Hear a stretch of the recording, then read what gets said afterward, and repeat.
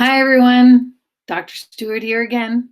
So this video is specifically to help you understand the spreadsheet that is your summative assignment for this unit. So now that we know about the basics of speed and velocity and the basics of acceleration, how does this apply to texting and driving?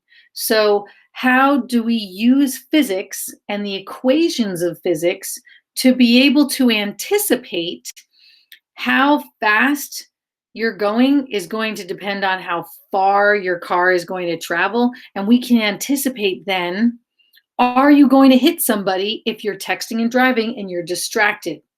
So how fast you start and how long you're distracted and all these details are a lot to contend with. And so we're going to use a spreadsheet to make sure we don't miss any of those details while we're dealing with this complex problem. Because the standard and learning target that we're trying to meet is, can we solve complex real-world problems by breaking them into smaller, manageable components with the correct physics equations to solve that problem, right? So I'm going to walk you through this spreadsheet to make sure you understand what it is, why we're doing it, and how we get the answers we do. So I'm going to go ahead and share my template. Okay, so by now you should all have this spreadsheet on a separate card called System Analysis in your altitude deck. So this system analysis is designed to help us think through each component along the way of what is going to affect our outcome. Is the driver going to hit the guy walking or not? So in class, we've watched the video about the two friends, one's picking up the other one, and they're texting back and forth. Hey man, where are you? Oh, I'm on my way, right? So all of a sudden the walker is out in the middle of the parking lot while the driver is texting.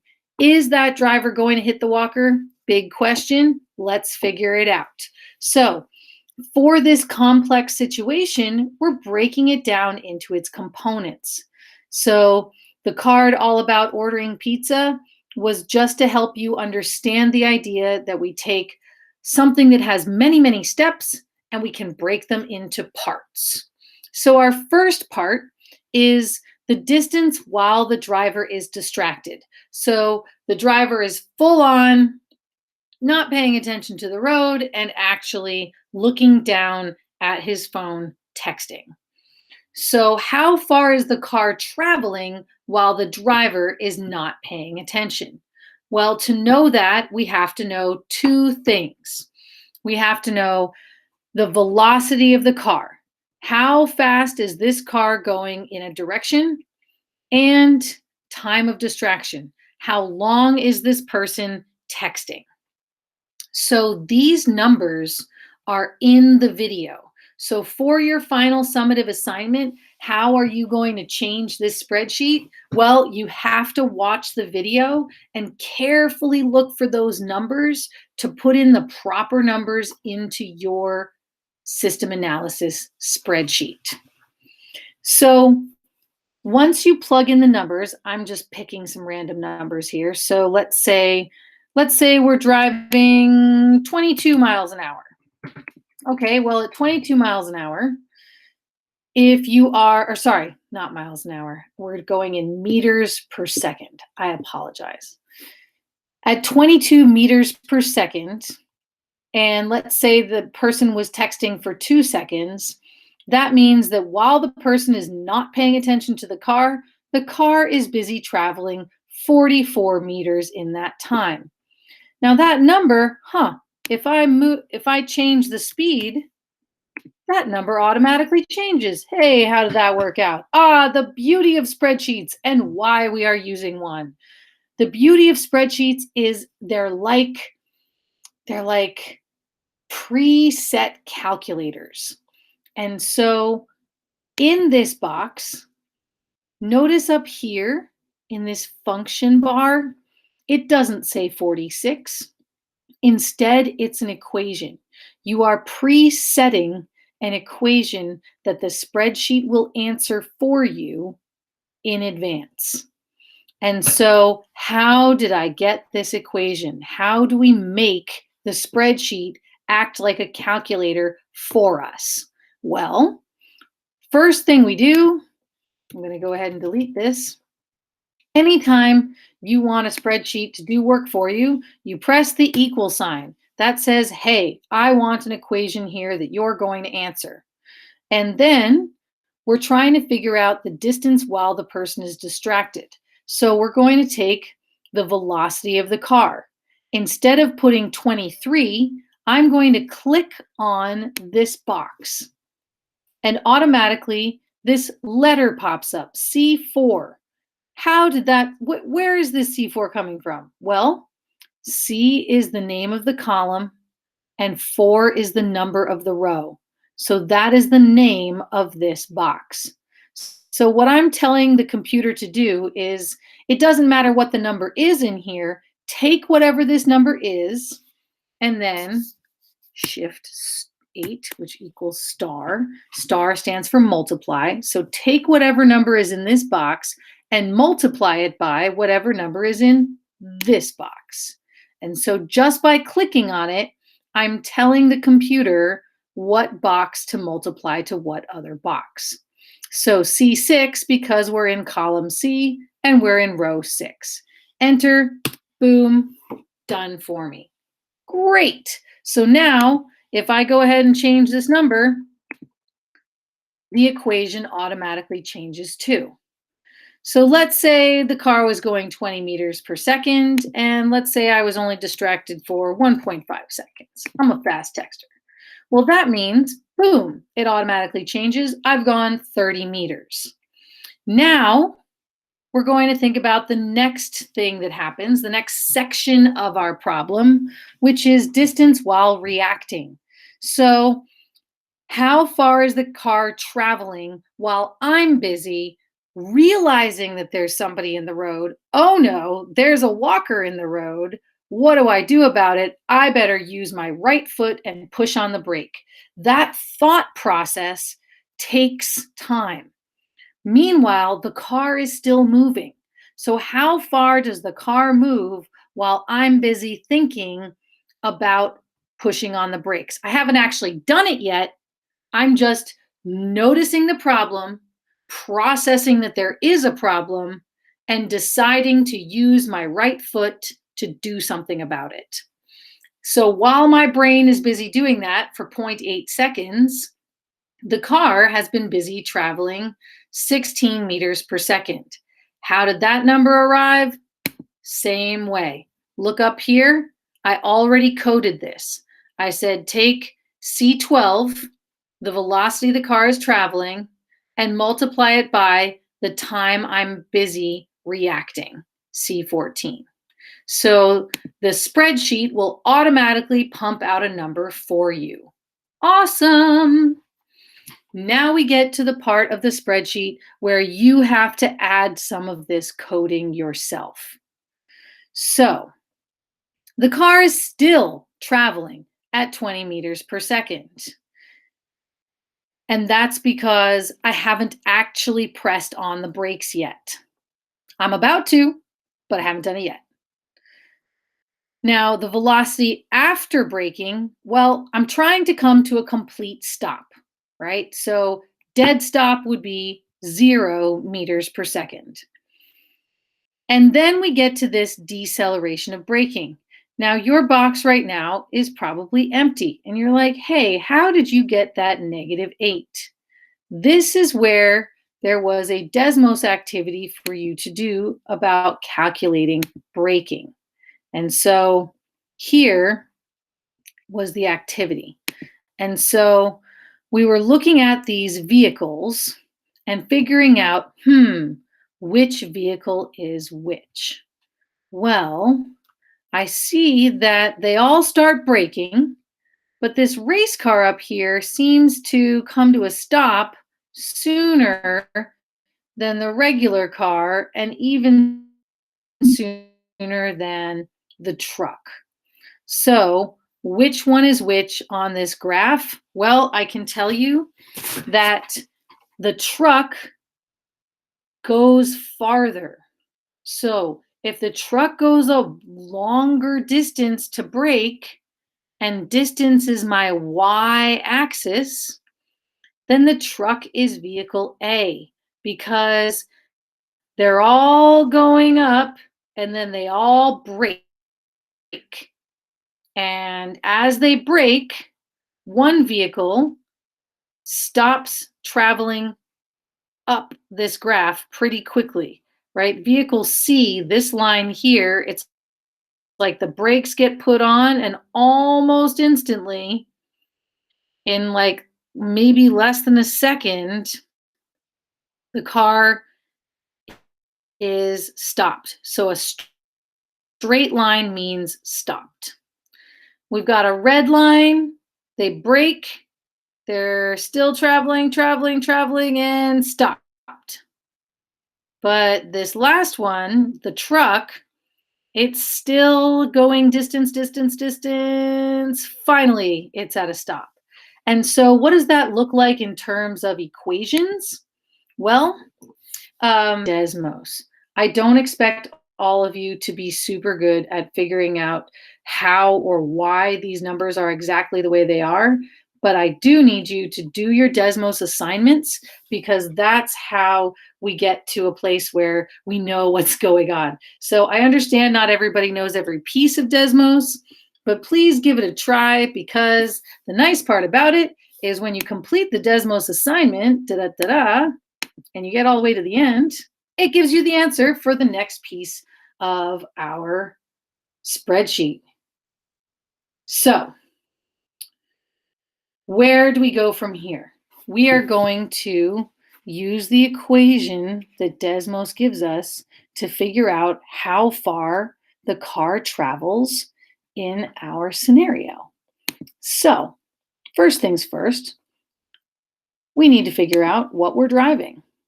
So in this case, we are driving, oh, there it is. Oh, and I clicked backwards. We are driving the car, right? If you look at the video, we're not in a sports car, we're not in a truck, we're in a car. So it gives it away here in the equation, -8. So if -8 is the deceleration, okay. So the deceleration is -8, so I'm going to add that into the spreadsheet. So if you're wondering how I got it, that's how I got it. Okay, so now I'm back to the spreadsheet. Okay, and I'm trying to put in my power cord. Okay, so I have the speed of the car, I have how fast it stopped, or the quality of the brakes in the stopping process. So the deceleration of the car. So how many meters per second does it take to stop? And so that leads us to this box here. And for you all, this box is empty. So we need to code for it. So I'm going to do this with you. So, hello spreadsheet, make me an equation. So I press equal sign. Then I figure out, okay, well, I want to know how long it takes to get this car to a complete stop. So I'm going to start with how fast am I going in the first place? So I'm clicking on the velocity of the car. Then I hit divide, and then I go to deceleration. So my braking capacity. And that will get me how many seconds it takes to get the car from a 20 meters per second to a complete stop. But we don't actually want our equation to be in the negative here. So we go back in, and just like in math, you stick a negative in front of a parenthesis, and ta-da, it will automatically multiply it by a negative, and you are back to positive. Negative and negative equals positive. So you throw a negative sign in front of your equation, and you get, okay, it takes 2.5 seconds to come to a complete stop. And then, last but not least, oh boy, we're almost there. Goody, goody. So, this big, whopping equation, wowzers, that looks long. Ah, but it is not actually that difficult because Desmos gives it away, right? So if you do your Desmos activity, you will find you just do exactly what the car has. And if you're like, yes, but what does this 30 mean? How do I get to this? Well, luckily, at the very end of the activity, it gives it to you. Distance equals, so the distance of the process of braking. So as this car is braking, how far does it go? It is the velocity before you start braking. How fast were you going in the first place? And then you multiply that by the time of braking. So how long are you pressing on the brakes? And then you have to add in the actual deceleration of the brakes. How fast is the brakes actually getting the tires to stop? And so this part of the equation is what we learned from the last video. Okay, so I'm going to take this Desmos equation and put it into my spreadsheet. So it is equal sign C20, which is my velocity of the car before braking. In fact, then I multiply it by D26, which is the time it took me to brake. So how fast did I start? How long did I push on the brakes? And then I have to add that deceleration of the car. So 1/2, which is the same thing as 0.5, times C24, which is the actual quality of my braking, so the deceleration, -8. And then also I need to multiply that by the time that I am braking squared. Now, why is it times squared? Well, that's because with acceleration, you've got not just per second, it's meters per second per second. That's where the squared comes in. So, velocity of the car before braking times the time of the braking plus 1/2 times the deceleration of the brakes multiplied by the time of braking squared. And it's right here. And so that leads me to the answer of it takes 25 meters to brake. So the lovely part about this coding that's already done for you is then it automatically takes the meters that you traveled while you were distracted, the meters traveled while reacting, the meters traveled while braking, and one hopes that this final number is less than the distance to the walker. So at 20 meters per second and an average car's braking system, with my reaction time, we managed to stop the car before hitting the walker. Woohoo! How lovely. Now you're going to take that to the next level, and you see these tabs at the bottom?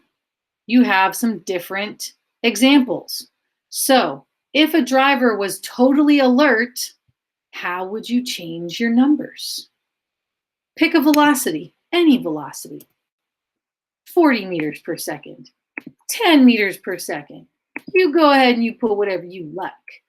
But you're going to enter how long are they distracted if the person is alert? How long does it take them to react? How good are their brakes? Now, right now, you see this weirdness. You're like, is something wrong? No, it's not wrong. It just says, oh, there's an equation here, but the equation is not finished yet. And then you figure out, do you actually have a number that is less than the distance to the walker? Yes or no? Try another one.